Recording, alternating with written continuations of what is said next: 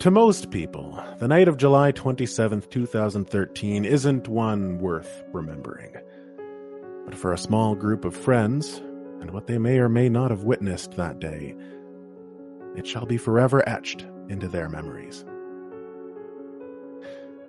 The small town of Mill Creek was just that, small. Saying it had a population of 500 would be generous. Even in the town's heyday, there was never much traffic on its one main road that ran the length of the town. Once the province built the new highway that circled around past the town, there was even less. Mill Creek was home to mostly senior citizens, along with the odd young couple getting in on the cheap housing looking to start a family. Because of this, outside of daylight hours, it was a peculiar sight to see anyone walking the streets. Like most Saturday nights, Heather had once again invited her close friends, Colin, Selena, and Adam, while her parents were away, as they often were. You don't need to know anything about these kids except for the fact that none of them were special in any way, each of them far from protagonist material. That night was nearly identical to every other Saturday night they were all together. They would play games, watch movies, drink. Nothing exciting. But what makes this night any different is what happened next. A seemingly innocent decision would change their lives forever. At approximately 10:30 p.m. that night, Heather had suggested that they all talk and walk to the small playground just down the street a ways, no more than a kilometer down the previously mentioned main road, just past the notoriously blind bend in the road. Now, because variety is the spice of life, the suggestion was met with universal agreement, and they would head out immediately. Now, Mill Creek is very close to the ocean, so you have to understand that calling the summers there humid would be a gross understatement. Hot and damp. That's what there was to look forward to each night. Couldn't take more than a few steps without sweating through your shirt even in the dead of night. But for reasons still unknown, that night was different. The air had an icy bite to it. Something completely unheard of for that time of year in Mill Creek. However, the kids thought nothing of it. If anything, it was refreshing to have a night of relief from the unrelenting humidity. Looking back on it, it should have been the first sign that something was not quite right in the town of Mill Creek.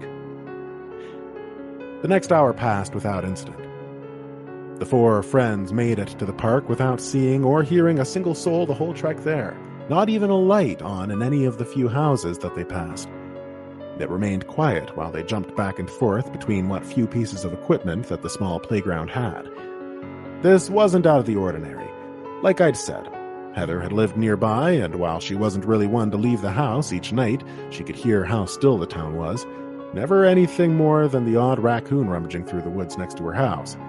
But this wasn't an ordinary night, or at least it wouldn't become one. As it was approaching midnight, the group smartly so decided it would be best to head back to the house. While they gladly would have stayed a little longer, the cold air had begun to sink its teeth into Adam specifically. Sure, the other three wished they had maybe brought a sweater, but they were far from freezing. They say hindsight is 20/20. Looking back at this moment, I can say that this was their second mistake.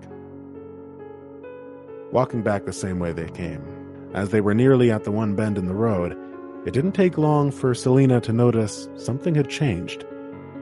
One of the houses was being illuminated in a strange orange light from the interior. Every house had been dark before when they had passed not 90 minutes ago. While sure, in that time someone could have easily gotten up to turn on a light, there was no more to it than that. As they grew closer to the house seemed to come alive. It almost sounded like a party. But how? The park they were at only a moment ago was in eyesight, and not once did any of the kids see a soul enter that house. Sure, it's not like any of them were focused on that house while they were at the park, but if 24 people were to show up somewhere, especially at this hour, they certainly would have noticed. The sound of the party had seemingly come out of nowhere, as if someone had hit the play button on a party sounds playlist. Through the windows, you could see the silhouettes of dozens of people who, much like the sound, were not there previously. This made each of the four visibly uncomfortable, but not a word was said between them. A sort of non-verbal agreement that they must have just not noticed the beginning of this social gathering and to keep heading back to Heather's. Just as the four of them had just passed the driveway of this property, a man rushed through the front door of the house and on the front steps and began to yell. Each of them couldn't help but turn to see the man, as three more people were coming out through the same door that the man had exited. Two other men and a woman. They too were all yelling. While the kids were having a hard time understanding anything that they were saying, as each of the strangers was yelling something different, one word continued to cut through the air. They were calling out to Adam, and they were aggravated. Instantly, Adam turned to his three friends. His eyes told them everything they needed to know about this, and without skipping a beat, he was able to stutter out, I don't know any of these people. As the words were leaving his mouth, the side door of the property swung open to reveal another half-dozen people. To make matters worse, now the two groups of strangers were slowly approaching the end of the driveway. Much like a deer caught in headlights, the four of them stood there motionless longer than they ought to have, each of their minds racing, but their legs hadn't gotten them memo yet. Finally, as the strangers had crossed half the yard, the adrenaline had finally kicked in, and the kids took off like the wind.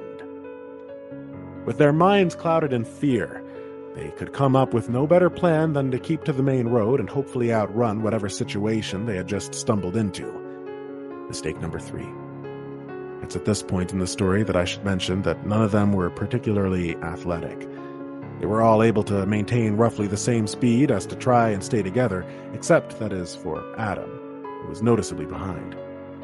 Looking back to the group of strangers, not only had they seemingly gathered another 4 or 5 members to the chase, they were all now running, gaining on the kids fast. It was time to kick things into high gear, but a night of eating McDonald's does not properly prepare the body for a late-night sprint. It was at that moment they hear Adam scream, not in fear, but in pain. Selena, Heather, and Colin each stopped in their tracks as they turned to see the group of strangers attacking Adam. He was already on the ground. They had to do something fast. Seeing your friend in such life or death situation is a powerful thing. It instilled in each of them a courage they had never experienced, and against all logic, they ran into the fray to save their friend. There was absolutely no use trying to fight back. There were far too many of them, outnumbered nearly 4 to 1. These were impossible odds. The goal was to save their friend no matter what the cost. In an instant, the plan was a complete failure, as the strangers swarmed on the 3 of them from every direction, each of them being struck several times. Heads spinning, ears ringing, and the only thing to focus on now was self-preservation. In moments like this, you can't defend yourself. It's worthless. You need to get out of the situation as quickly as possible, and against all odds, the next memory that they each shared was that they were somehow all pulled up and running again. Did they each get a sudden burst of Hulk strength, or did the strangers ease up to let them get away? None of us knew it in the moment. It was the latter. "Through the woods! Follow me!" shouted Heather, as she took a sharp left turn and disappeared among the trees. The other 3 followed without question. Heather knew these woods better than anyone. As time passed and the kids each slowed to a slow jog, with no sight nor sounds of these mysterious attackers, they thought they were in the clear. While I hope you never have to experience this for yourself, take my word when I tell you that nothing cuts through the feeling of relief quite like the sound of a chainsaw.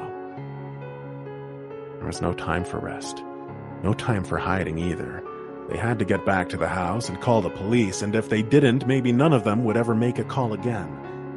The mad dash through the forest was not easy. Countless cuts from branches, trips from roots, but all nothing compared to what was coming for them.